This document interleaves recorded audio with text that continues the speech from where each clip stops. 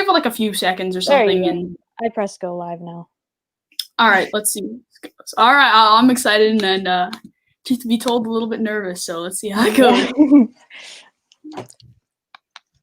All right, I'm just gonna get my camera nice angle. All right, that's pretty good, I think. I'm ready. What just happened? Okay, I'm ready whenever you are. There's like 25 people on, so you can go first. Okay, so if y'all don't know already, I'm just gonna kind of introduce. I'm One Young Patriot, and this is Jade, and we are today going to be debating on the border wall, and I am affirming it, and she is negating it. So without further ado, let me pull out my notes. All right, wrote a little speech for the beginning. Do you have one as well that we can kind of? All right, awesome. Y'all ready for this? Let's do this. Can you hear me well as well? I'm just making sure my mic is good quality. All right, let's do this.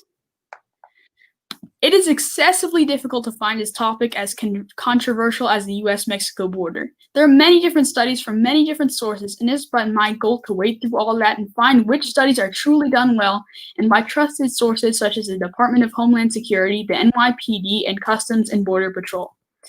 In my research, I have found a few reasons why a border wall should be built. The first is fiscal drain. Illegal immigration costs taxpayers $29.14 billion each year, as shown by the Center for Immigration Studies.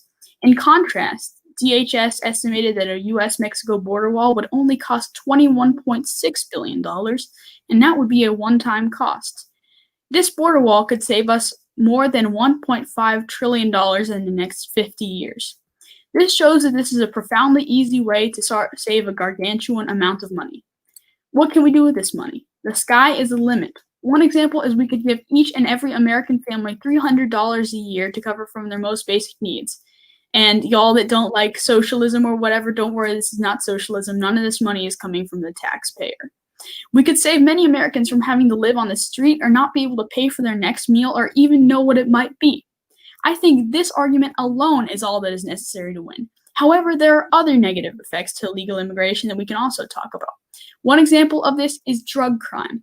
Miami, a city well known for heavy drug use, had only 2.7 thousand pounds of cocaine and marijuana seized from 2012 to 2015. In contrast, the Rio Grande Valley had 2.9 million pounds of cocaine and marijuana seized in 3 years. If we break that down to more simple terms, the Rio Grande Valley had 1,000 times more cocaine and marijuana seized than Miami. If we could stop a large percentage of that, we could likely deal with the opioid epidemic with a better response than we have had as of recent. According to the CDC, in 2018, almost 70,000 people died of drug overdoses. Drug use is an epidemic in our country, and one of the ways we can treat it is by stopping a significant amount of the drug flow from the southern border. Even if we can't keep all the drugs out, a few percentage points less drugs in America could save thousands of lives statistically. And this isn't the last argument about why we should build the wall. The third is sex trafficking and human trafficking, as well as gang crime, because they go hand in hand. In 2011, several members of the gang MS-13 went to prison on various charges for leading a prostitution ring, which forced many women and girls as young as 14 to perform sexual acts in exchange for money, so that the gang could profit. And this isn't the only crime that MS-13 perpetrates. The NYPD states that MS-13 was responsible for 17 murders in 3 months only in Long Island alone. So for these and other reasons, I believe that building a wall along the U.S.-Mexico border is a move that is economical and good for the safety of our citizens. All right. I affirm the topic. Okay, I'm going to start mine now. In 2015, Donald J. Trump proposed a wall to keep out immigrants from Mexico. When Trump talked about Southern immigrants, he repeatedly used words such as animal, predator, killer, alien, invasion, criminal, and even went as far as saying they're rapists. This proposed wall would be 35 feet tall and 6 feet deep, according to Trump. The wall the wall was an estimated cost of $20 million per mile, according to the Department of Homeland Security. Would you really want your tax dollars to go towards a border wall that won't even work? I'm here tonight to argue the anti-Trump's wall side because 1, the wall won't work. 2, immigration is good in general. And 3, no one should have to worry about their own tax dollars going towards something that will only restrict their family from having a better life. My first point, the border wall won't work. As I said earlier, the wall would be 6 feet deep. However, drug smuggling tunnels can be as deep as 70 feet. 58% of undocumented immigrants in the U.S. are visa overstayers, according to Pew Research Center. If a wall is built, more people would just overstay their visas, and more people would smuggle drugs through tunnels, not solving the issue that the wall is supposed to. My second point, immigration is just good in general. You're probably going to be talking tonight about how immigrants are criminals and they only hurt the economy. However, neither of those are true. One study from the Cato Institute analyzed data in Texas and found that in 2015, the arrest rate for undocumented immigrants was 40% below that of native-born Americans. One study that many anti-immigration people use is a study from Crime Prevention Research Center. This study states that undocumented immigrants are at least 146% more likely to be convicted of a crime than other Arizonians. However, this study was debunked and is no longer reliable. Undocumented immigrants pay an average of $11.64 billion in state and local taxes a year. Immigrants aren't hurting the economy, in fact. They only improve the economy. Immigrants account for about 3.7 to 5.2 million jobs. 18% of small business owners in the United States are immigrants. A study from the National Bureau of Economic Research shows that immigration increases American wages. This can be due to undocumented immigrants seeking jobs that non-immigrants would otherwise not want to work at. And since they are working in the dying industries, they help the industries grow. Third point, no one should have to worry about their tax dollars going towards a wall to be built to keep their family from having a better life. Immigrants come to the United States for hundreds of reasons. Their country might be in a war, their kids might not have access to good education, their government might be oppressive, they might come to get their dream job, it could be illegal for them to be themselves in their country, and the love of their life might even live in the US. So many people in the United States have family who live in other countries. A wall is inhumane, ineffective, and overall not needed. All right, so good speech. So can you tell me again how exactly was that? You said there was a study that found that undocumented immigrants were 146% more likely to be convicted for a crime. How exactly was that false? Was it, not a great enough sample size, or what was it? Yeah, so it was like skewed. The guy that like conducted the research was like a right-wing anti like immigration person, and other studies like debunked this. They were like, oh, this isn't true. I can send you links to that. And who did this again? What? Who was the person who wrote this paper? Crime Prevention Research Center is where it's from. Well, do you know the author, or just Crime Prevention Research Center? I mean, I can find it. I don't have it on hand, but I can find it if you would like. All right. So I wrote down your points here, and I saw that they pay $11.6 billion in taxes a year. Is that correct? Mm-hmm. Yes. All right. Well, my data shows that. Let me just pull it up. I have a sheet.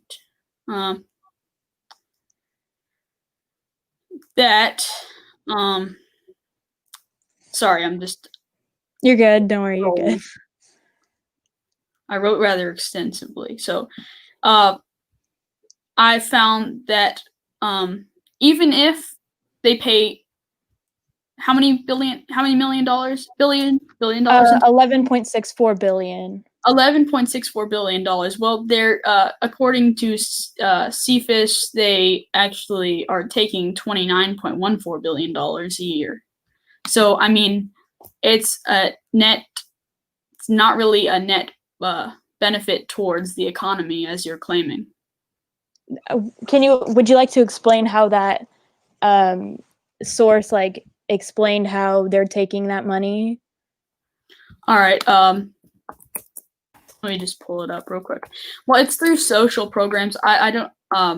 I can go and if we have a break or sometime, I can always go and find it again. And I had to go through like 10 pages of research to find it. But if I recall correctly, it was through social programs. The vast majority of it was through social programs. And it wasn't even including the children of undocumented immigrants who, did you know that, so we are mandated to provide schooling for undocumented children, and the cost of that is $10,000 a year per child. So, I mean, if you have a family of, say, 3 children, that is $30,000 a year that isn't even being chalked up on the records because, you know, they are technically legal citizens as they were born in the USA. So that's another detrimental effect that isn't even being shown on the record. But what I'm showing you on the record is that, according to CFIS, it costs taxpayers $29.14 billion a year. I mean, even if you subtract a nominal number of 11 billion or so a year, that's still a very, very large number in financial drain. Can illegal immigrants, like, I was not aware that illegal immigrants could go on social, like, programs. I thought you had to be a citizen to go on most of them. I can pull them up for you if you'd like.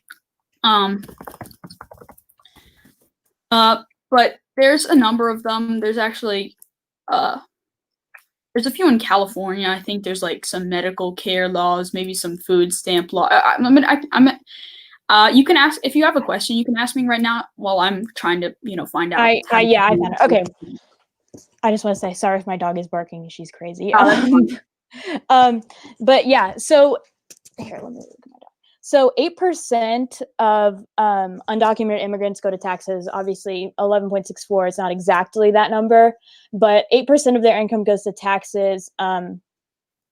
And I mean, they're really improving the economy. Even if you are talking about how they may take all this money, they're really improving the economy because they're 30% more likely to start a small business, and small businesses are amazing for the economy. Well, I mean, the thing is that if they are causing a financial drain, that isn't necessarily a good thing for the economy. I mean, $29 billion a year in social programs is quite a lump sum, and I don't know. Do you have any statistics on how much GDP they necessarily drum up in our country? Or I don't have any on hand. But for your last answer, you asked me about social programs for undocumented, and I just looked it up on immigrationforum.org. And undocumented immigrants are ineligible to receive some things, but one sec, welfare benefits for non-citizens. It's actually a long article, so I'll just give you kind of like a paraphrase. Oh man, no, I just clicked on this one and it's like 10 pages, and I don't even see it. But according to CIS, 63% of non-citizen households access welfare programs. And there there are 2 categories: qualified and not qualified. There are there's a lot of other stuff they can do. There's also a way that they can there's sort of a way that they can collect. I believe it was a form of welfare. Basically, if they live in a house with a citizen, even if that citizen is their child, they can essentially mark themselves down on, maybe not if they're a child, but if they're living with someone who is a citizen, they can mark themselves down as dependents, and basically that person who is housing them can collect, the money for them and give it to them. So it's basically just indirect welfare. Yeah, but there's also several social programs. Yeah. There's medical programs in California, and a good bit of others. So the wall itself would be an estimated $21.6 billion, right? That's just an estimate. It could be a lot more. So would you rather the money go towards a wall, keeping all these people out, not really working, or would you rather these people be in the United States working, actually benefiting the economy, Well, I don't actually see an economic benefit here, according to the numbers. Do you want more jobs? Would you say jobs are important? Not if it's to a detriment of our economy.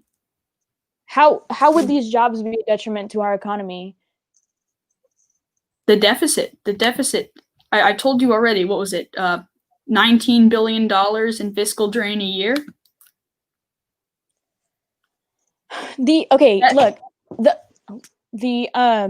Immigrants are so immigrants are more likely to create a business, right? They're 30% more likely to create a business than non-immigrants. So these businesses, sorry, I cannot talk tonight. These businesses account for 3.7 to 5.2 million jobs, okay? 18% of small business owners in the United States are immigrants. Would you not say that job growth is more important than that? Well, I mean, can you show me exactly how many jobs they are creating? Yeah. All right. I have one source that says immigration reform would cause up to 900,000 more jobs. And I mean, like I said, 18% of small business owners in the United States are immigrants. So obviously that number is increasing every year. All right. Well, I actually found a source that says something about this. It's basically said, it is untrue that the economic benefits of illegal immigration offset the fiscal costs. While GDP increases due to an influx of cheap labor, the vast majority of this GDP growth goes to the immigrants themselves or corporate owners. The benefit of natives is 0.2% to the GDP growth compared to $19 billion in losses each year. And I mean, you're talking about the wall costs like it's not a nominal sum. I mean, $19 billion a year and the wall cost us up front, what, $25 billion? I mean, if that was an investment that I was making, if I was putting money to that and they said, hey, put in $1,900 and in the first year we will give you back put in $2,500 and in the next year we're going to give you $1,900 back, and in the next continuing years we're going to give you $1,900, continuing. So your idea of the wall, there would be no border security that we would have to pay yearly? Well, I mean, definitely there's border security that we're going to have to pay, but I mean that's already shown to be in the budget of the Border Patrol. That's already a sum that's already there, and we're not really getting rid of it. The money's already there. It's not like we're getting rid of it by not building a wall. I mean, the wall is just essentially a tool that helps Border Patrol in their jobs. It's not like we're going to have to hire more Border Patrol. Because, I mean, we already have a substantial amount of Border Patrol on the border. How do you think we're seizing all this cocaine? We're seizing the cocaine from legal entries of... Okay, well, you were saying earlier that it would just be an upfront cost, but it would be a lot more than that. We would have border security. We would have people like constructing the wall.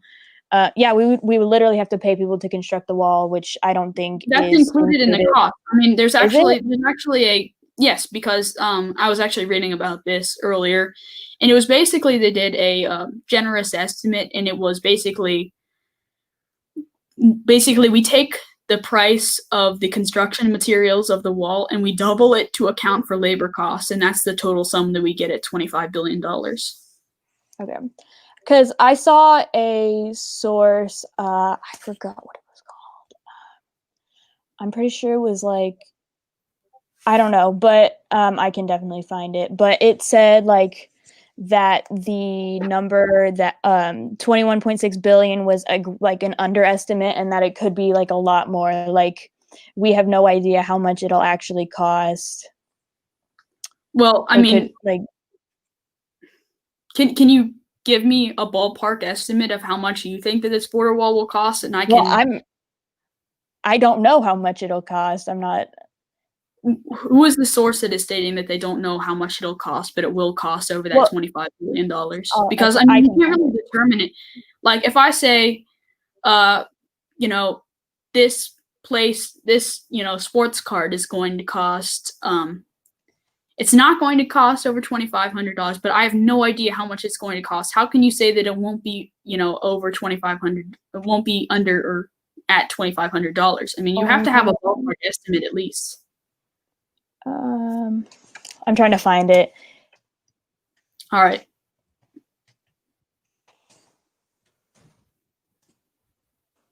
I think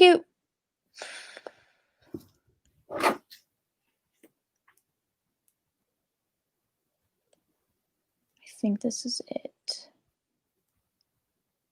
Because I'm pretty sure it said that the Homeland Security was the one who came up with that number, the 21.6 billion. But they said it could cost more. That was just like an estimate. I mean, no one really knows exactly. The premier experts on this. It was done by, here, let me see exactly what it is. It was done by, the cost analysis was done by, I'm having a little kind of loading error on my Google Docs. You're good. You're okay. This is the Department of Homeland Security estimate. So I think that, would you agree that Department of Homeland Security is often a very reliable source for matters of this? Yes, definitely. And what I was saying is that the source that I was reading, I'm pretty sure, said that the Department of Homeland Security said it could cost more, but I'm trying to find it. Yeah, if you can like show me that, because my source says that it what was. What sources are you using? Their estimate was 21.6 billion. I mean, even if we went and took a grand leap and said it was $30 billion. Okay, here, let me give you a situation right here. Someone says, say you have $5,000. Someone says, give me $3,000. Okay, and every year I will give you $1,900 back. Okay, would you take that? I don't know. I'm not in that situation. Like it. I mean, that's a return greater than the best investors can even hope for. So, I mean, if we're going to correlate this to something, let it correlate to that. Let it give it a financial value. You're saying this as if the wall will stop illegal immigration. I actually have some sources that show that it will. I have many sources showing that it won't. Okay, well, first off, let me. Okay, first off, we have a few sources on effectiveness here. The Department of Homeland Security, which you agreed was a very good source for matters of this issue, has demonstrated that border barriers are effective in limiting border crossings, as well as actually Israel. Israel cut its illegal immigration by 99% when they constructed their border wall. Israel? Okay. Well, I mean, it's just, 99% is a whole lot. Okay. If you would like to talk about like the drug smuggling that would happen, which is, I would assume, one of the reasons that you do not like illegal immigration, correct? Well, I mean, there's three. I mean, just like one of the reasons. Well, yes, that is one of the reasons. Yeah. So smuggling tunnels can literally be as deep as 70 feet and the wall would only be 6 feet. Can you tell me how much these tunnels will really cost to dig? Because, I mean, digging 70-foot tunnels is... They already do that. Like, this has already happened. Like, there has been multiple times of 70 feet, like 70 feet deep, like smuggling tunnels happen. All right. Well, I'm going to say this. Yes, that is an issue. And yes, we need to deal with that. This is not a single-pronged issue. It's not just, hey, we build the wall and it's done. There are multiple steps that we need to take. Our Border Patrol is currently shutting that stuff down. Okay? And if they can take their eyes off people trying to, run across the border, maybe they can pay more attention to the people that are trying to dig these 70-foot underground tunnels to smuggle drugs. So if we can free them up a little bit, maybe they can. Maybe they can do something better if they're freed up. Okay, well, do you think that it will be like impossible for these people to get over the wall? Do you not think that Border Patrol would have to still like be at the wall, making sure that no one gets over? Well, I mean, the thing was, it's not necessarily just like a brick wall. Okay, it's I like know. patented technology. I know. there's things that are, you know, there are materials in there that are meant to keep people from being able to scale it, you know, basically things that make the wall kind of slide to difficult to climb because it's sort of coated with a slick coating. There's also, you know, I think there was also a mentioning, I read an article a while ago about it, that they were proposing some work to the wall that would actually include motion sensors that would basically signal Border Patrol over. And I mean, it's not just like this is, you know, just a pile of bricks. No, it's an intelligent system. It's an intelligently designed system. Yeah. So there, if you look up on YouTube, like man climbs over Trump's border wall, you can get hundreds of videos of people climbing over the wall. Well, the wall is still a work in progress. I mean, well, yes, but there are places where it's already built. I've actually seen that. I've seen it, and the people that are doing this, I've actually seen they took it to a place for climbers, I believe, and basically like a climbing competition, and a few people managed to get over. But you know, these are people that have literally trained rock climbing for like a very long time. You know, they're not just your average person trying to get over the border. And I mean, while there might be people that get over it, I mean, it's quite hard to get over 33 feet of slick fencing. And I mean, you know, maybe there's like a 1% or a 0.5% of people that can get over, but that's just not the reality for most people.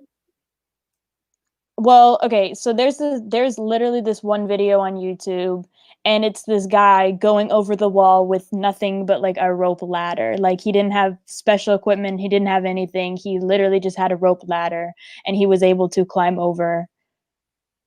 Okay, yeah, I'm not denying that that happens. That definitely will happen. And there's a process to this. We have to improvise, adapt, overcome, you know? It's basically just like I forget what that comes from. What's that? I thought it was from some movie or something. I don't know. I recognize. That was a little funny. But yeah, so we have to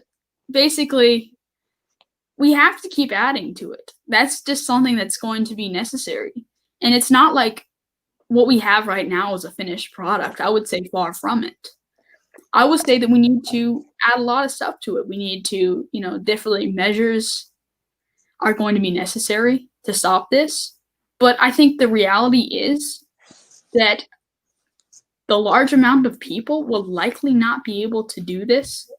And, you know, if they are, you know, it will likely set off some sort of a sensor or something, or it will be it will cost enough time that people will start to notice this, or Border Patrol, you know, Border Patrol does constant sweeps of these areas. And with the border wall, they would be freed up to do even more sweeps of this.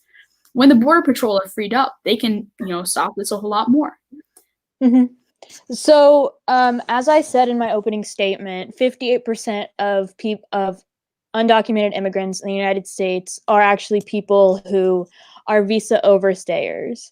So the issue isn't even just people going through tunnels and people climbing over the wall, going in through legal entries. It's people who have flown over here, gotten a visa, gone on a boat or something, and they have just overstayed their visas. They just didn't go back. So it's not just a climbing over wall issue. It's more of an issue than that.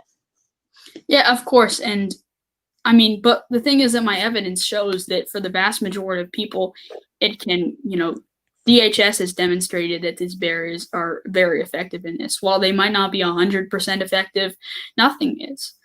But, you know, would you rather have something that's safer or something that's not at all? I mean, but also we could implement a system with a wall similar to Israel. They cut their illegal immigration by 99%.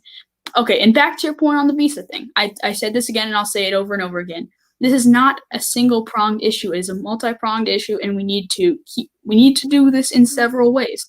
And one of the ways is, you know, trying to keep track of people who are, you know, going to overstay their visa. You know, maybe a visa registrant system, which is more extensive than it is now.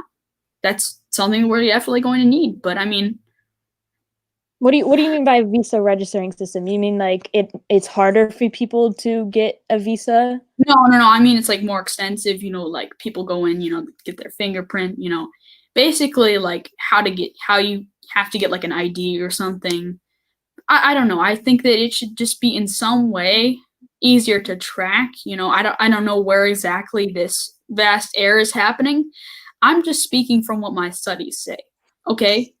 And I can't really say where the error is with this visa system. I don't know if it's in, the way that they're tracking the people who overstay this. I don't know if it's in the way that they're registering.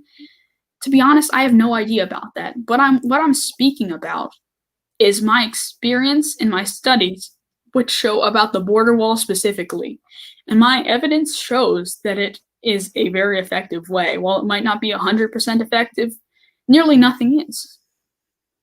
I mean, yeah, but I have sources that I can send you talking about how Trump's wall like won't work at all, and it just won't work. Well, you in the beginning explained that you think that the DHS is probably a premier. I agree that it is a reliable source. However, there are other sources that have statistics showing that it might not work. Just because something works in another country doesn't mean it'll necessarily work here. The immigration issue might not even be close to as bad as it is. I also showed you statistics from the DHS about, a prospective thing about the U.S. So it's not like I'm just rattling off stuff from other countries. So, but we've been talking about this this DHS statistic for a while. Is there anything else you want to stress? I mean, we've pretty much only been talking about one of your 3 points, I believe, right? No, we talked about two. We talked about the economy and the wall, if it would work or not. I was just about to say something. So this Israel wall or whatever, do you have like any sources showing that their immigration issue is as bad as ours? Like, yes, I can actually show you this statistic. I believe it was from PolitiFact even. Israel, I'm gonna look it up right now. Israel border 99% decrease. It is from PolitiFact. Yes, and it's from Ron Johnson, I believe. If you want me to drop it in private chat, I can, and you can take a look at it, and I can even drop it in comments, whatever. But okay, you can come look at it, and statistics really do work out if you want to look at them yourself. Yeah, but like, is there immigration issue with all these people overstaying visas and all these people doing what they do here? Is it the same as America? Because if it's not the same, then we cannot compare them. Well, I would guess that an issue, I don't think that Israel necessarily offers too many visas. I can't really speak to their particular situation surrounding visas. But what I can speak to is their wall effectiveness. And I mean, that's pretty much all that really matters here, their wall's effectiveness. I mean, cutting it down 99%, even if we have a deviation from that, maybe a 5%, say it was only 94%, 94% slower legal immigration. It's still a really, really large amount. Okay, yeah, I agree that their wall did work. I'm not denying that it didn't. I'm just saying you cannot compare their wall and Trump's wall. Why? Because they're two completely different countries. They have two completely different statistics on illegal immigration. Well, I mean, what exactly is the part that makes them so different? What makes their wall so different? I'm asking you, do they have 58% people overstaying visas? Do they have 70-foot deep drug smuggling tunnels? Do they have that? Well, I can probably say that they likely don't have an issue with visa overstays, but that's not the issue we're talking about. We're not talking about necessarily illegal immigration as a whole. We're talking about the wall and its ability to cease this. Okay, but you're saying that their illegal immigration or whatever went down by 99%. I'm saying that might not even be close to the same in the United States because of these visa overstayers. Oh, yes. I mean, I could definitely see, but as again, this is not a one-pronged issue. This is, I know, but I'm just saying, I'm just explaining how these cannot necessarily be compared because of how different they are. Oh yeah, I can definitely see, somewhat of a difference, but Trump has actually said before that he wanted to style his wall and design it in a similar way to Israel's to try and sort of try and replicate their results. So, I mean, I could see this really happening. Definitely, I've already told you, we need a few options here. It's not just border, but we are speaking as to the border right now. So I would like to stick with the topic at hand, which is border and not visa overstays. Definitely, I think measures need to be put into place to curb visa overstays. That's definitely an issue we have. And I think if we free up a lot of border patrol by building this wall and having them, not have to literally chase people around to get them, maybe just having to respond when there's people trying to break through it or something. If we can free up a large percent of this, we can have them be dedicated to working out something like this visa overstay program. Mm-hmm. Yeah, I mean, personally, I just do not have an issue with immigration, so I don't see an issue with like our current immigration system, if that makes sense. I mean, personally, my dad's an immigrant. I'm not trying to use this as an argument or whatever, but I'm just saying, like, my dad's an immigrant, and I am personally affected by this issue because if we maybe had a wall or maybe had something, like more bigger or whatever, my dad might not even be able to come to the United States and have a better job. Like, he would have literally been in a war. Like, I'm just illegally. He didn't know, but I'm saying if, but you are also saying that there should be like a harder visa process, correct? Oh, well, not necessarily harder, just more comprehensive. Yeah, more complicated, which is also harder. No, comprehensive is not like complicated. It's the difference between just saying, hey, my name's this, and I want to go into your country, and, saying my name's this, here's my ID, here's a fingerprint, and here's where I'm going to be staying, That they already do that. Well, I know, but I'm just giving a comparison, and I'm saying, we should definitely make it. And the thing is, with more border, I've said this, and with more border patrol freed up, we can, put them more towards the task of, dealing with visa overstays. Mm-hmm. Yeah, but again, there would still have to be people at the border. It's not like they'll just go away. There will still be the same amount of people at the border. Definitely border guards. I mean, that's something we're going to need, but I think we can free up a lot of them and let them work on other things to, stop illegal immigration in other ways. But that's not even relevant to the topic at hand. Well, you mentioned that, so I was just comparing. Well, no, I don't. Did I actually specifically mention? Well, you said that we no, really need to work on this. I know when you mentioned that visa overstays were an issue that was, leading towards more levels of illegal immigration, I said, this is definitely something that we need. This is definitely, but it's not really relevant to the topic. What we're talking about is the effectiveness of the border and its ability to do its job and what results we can see from building it. And my studies show results. My studies show lessening an average net fiscal drain. We could see a fewer amount. We could see less drug smuggling, and more. But you haven't really given me any evidence that we shouldn't have it. I mean, I have. All right, you want to talk about your third issue, because that's one I'd kind of like to contest a little more. People like needing to come here to have a better life. Well, I mean, the thing is that there are. Okay, I'm not like a hardline guy that says, no one should be able to come here. Okay, I'm not really one of those people. Okay, I believe, in a limited legal immigration system. It should be small, and, we should be able to we should be able to manage it well. A lot of vetting processes. But I'm not a hardline, anti-immigration paleoconservative or whatever.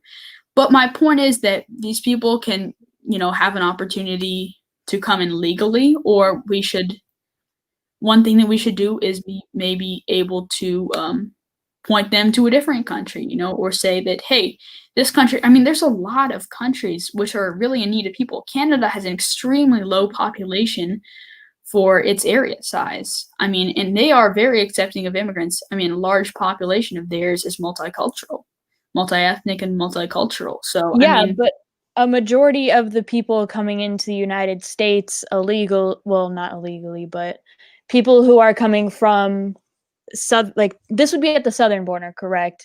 Like the wall would be at the southern border. So it's not like people can just go from Mexico to Canada walking.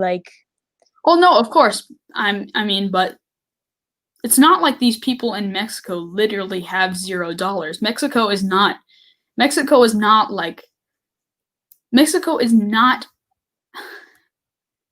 it's not as if it's a place where literally everyone is living with $0. It is while I don't think it's as good a place to live as the United States, it's not as if everyone there has literally $0. I bet you a ton of people there could afford a plane ticket. And there are even, sponsorships in these countries. There's ways you can get on a work visa. There are literally ways that, you can get paid to do stuff in that country, and you can even work for your own plane ticket. Yeah, I understand. However, another one of the main reasons that people do come to the United States is that their country might be in a war, so they don't have time to apply for all of this because they could get literally hurt. They could get killed in their country. Oh, well, yeah, there's definitely some of that. And that's why, people are able to flee and come as asylum seekers. And, when they apply for asylum, they can, basically have an opportunity of coming here if they can, prove that they are in danger. Or we can also help them out with other resources if they want to come to another country. There are plenty of countries in South America which are relatively stable. It's not like the U.S. is the only place in the Americas that is remotely stable. No, there's tons of other countries. It really, some of the safest countries in the world are, down there. But my point is that there's other places to go than the USA. So there's no reason that we should deny these people from coming to the United States just because they can go to a different country. They obviously want to come to the United States for a reason. The US is the top in seeking jobs, where immigrants come here to seek jobs and things like that. They literally just want a better life, and there's no reason that we should be denying. But what I'm saying is that there's other places where, your major point was safety, okay? And safety is really the point that I'm trying to kind of hammer down here. There are many, many places in South America that are considered conventionally safe, okay? And it's not like the United States is only. And once you're in that safe place, you can work towards going to a place with better opportunities. But your first responsibility is safety for you and your family, okay? And I think you'll agree with that with me. Mm-hmm. So first thing you do is you get yourself out of that dangerous place, and you go to a place that is not really as dangerous. And once that you're there, you can, you have time to really do these applications and everything. And, but the thing is, once you're safe, you're kind of okay, and you can have time to, get in wait lists to get into different countries. And it's not like the USA is the only good country out there. Yeah, I definitely would agree that USA isn't the only good country, obviously, but it's not that simple that you can just go to a different country. Some people might not be able to afford a plane ticket because they are in this country that is literally in a war, so they might have to walk to the United States, and they might not be able to travel to another country other than the United States. Well, I mean, it's not like they're only one opportunity for safety is in the United States. I mean, you're saying that they have to walk to the United States. There's other places which they can go. And also they can apply for, immigration and, once they're in that safe place, they can apply for immigration and we can, thoroughly vet them and see if they do. But this doesn't really have to do much with a wall. Yeah, it does have to do with the wall if it's restricting people from getting out. That's like the wall's entire point. Well, I mean, even without the wall, we're still stopping illegal immigration, with the Border Patrol and fences. Yeah, I know, but would you not say that it's more of an issue without a wall? Yeah, I would say it's more of an issue without a wall. But, okay, my point is, you can be humanitarian here, and there's a lot of humanitarian arguments here. You can make them and I can make them. And my humanitarian argument here is if people are in danger, they can seek safety. And the US is not the only place that you can seek safety. And, thus I kind of rest my case on that issue with that. Yeah, I mean, obviously I completely understand the United States is the only safe country, but sometimes it's people's only option.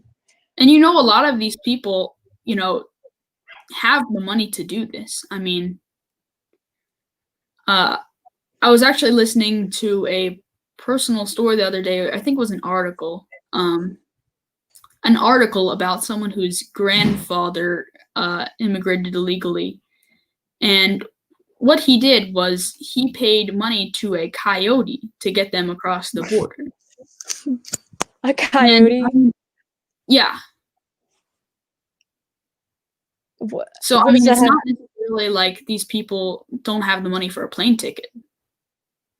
So that's just one example. I've never heard of a lot of people using a coyote to get over the border. I mean, I'm going to see if I can find a stat on that. There's probably not, because, I mean, the thing about illegal immigration is it's a tough thing to document, really, because, undocumented, So, I don't know, but my point is that the U.S. is not the only place you can seek refuge. If you're in, say, Guatemala and, you need to seek refuge, you can go to a country bordering Guatemala and you can request refuge. It's not like, people necessarily need one specific country to let them in, Yeah, I know. I agree. However, sometimes it's their only choice to come to the United States. Like, it's not always they have multiple choices. Sometimes it is, but sometimes it also isn't. You have to also take that into account. Well, yeah, but my point is it's statistically insignificant the times that they can't. And, I mean, the reason is, first off, we have to look out for ourselves. We have to keep order before we can let other people in, of course. And, with gangs being able to transport drugs, 70,000 Americans are dying. And that doesn't necessarily sound like it's a great thing for our country. Okay, so it's somewhat a matter of like, we need to make sure everything is in order in our own country. Well, yeah. I mean, yeah. Yeah. Do you have anything else you would like to talk about, I guess? Let me see if I have any other thing I'd like to touch on.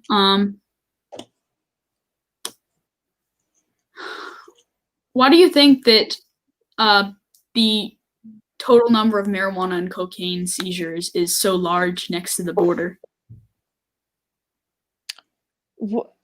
Why is it so large? Well, that's an obvious answer. It's because of immigration. If it's next to the border, then yeah, it's because of immigration. Would you say it's mostly legal? I have a stat. You mean like coming in legally? No. Like, what do you mean? The people that are transporting drugs around these areas, my logic just tells me that, these people are bringing drugs from somewhere else. It's not likely that they're just getting the drugs from some, rural city in the south of Texas. So my logic is beaming here and saying, I think that these people are bringing it over. Does your logic say something else? Does your logic say that, hey, these people are legally coming here and bringing these drugs, and these seizures are from most drugs are you suggested that at one time. Most drugs like being seized at the border are at legal crossing points. It's not people taking like over the border. It's at legal crossing points. You're right. Can you send me that or tell me where it's from? I'd like to actually learn about that a little more. It's according to U.S. Customs and Borders Protection. All right. Well, I have sort of like I've gotten like conflicting info from it, but I mean, what does it necessarily define as a legal port of entry? Because there's a lot of legal entry areas in the USA, like legal entry areas, like places where you can come in legally at the border. Well, I mean, the thing is that there's probably an issue in defining that, because I mean, the thing is that these legal port of entries are around these large cities, and I can offer a likely explanation for that statistic if it were, the explanation for that is likely that these legal port of entries are synonymous with large cities on the border, and large cities are going to be where the most people are trafficking, and I think that could likely explain that statistic. But if you have a differing idea, you can hold that as well. I mean, it's just that it doesn't say like exactly which, but it just says 90% of heroin seized along the border, 88% of cocaine, 87% of meth, and 80% of fentanyl in 2018 was at legal crossing points. Yeah, and I think that I can likely explain that with the fact that, these legal crossing points, I mean, if you're thinking about this, a place where you can want to have a legal crossing point, if you are a governmental figure in the US, you want to have it where there's, large cities. You don't want it just in the middle of some desert, Yeah. So, I mean, if people are going to be taking drugs over the border, they likely won't really want to have to. I mean, it's very deadly out there. It's very hot in the summer, very dry. There's actually been a lot of people that have died attempting to cross the border. Yeah. And so it only would make sense that they would do it around areas which are populated. So I think that's my, somewhat of an explanation for that. But yeah. Do you have anything else that you'd like to touch on? Not that I can think of. All right. Well, that was a good debate. And do you want to answer some live questions or something if there's anything in there? It's been almost an hour. I think we should just wrap it up. I don't think anybody's gonna have any questions. This was a productive debate. Yeah, very good debate. Thank you. If anyone has any questions, thank you. Thank you all in the chat too. If anyone has any questions or comments, please feel free to DM me on Instagram at OneYoungPatriot. Yeah. I answer all my message requests. All right, thank you. Thanks a lot, y'all. You've been great. Yeah. Okay. Thank you. All right. Bye.